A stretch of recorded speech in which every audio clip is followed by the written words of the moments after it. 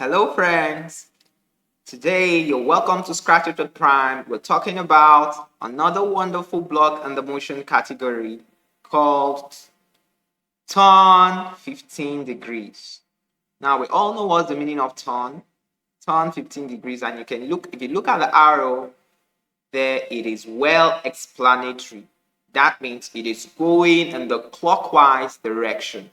So look at how this block works. If I click this, see what's happening to my sprite. If I keep clicking on it, it's going in the clockwise direction. If I keep clicking on it, it's going in the clockwise direction. If I keep clicking on it, it goes in the clockwise direction. So that's how it works. So the more you keep clicking on it, the way you apply it, it goes in the clockwise direction. But I can also make it go in the anti-clockwise direction by putting negative value behind. So I can use minus 15 degrees. So when I click on it, instead of it to go in the clockwise direction, now it will be going in the anti-clockwise direction. So see how it works? So you can know how to use your negative and your positive value. Now, I've also told you about the input. The input must not always be the default you have. You can also decide to change the degrees. 15 was there, I can decide to make it 25.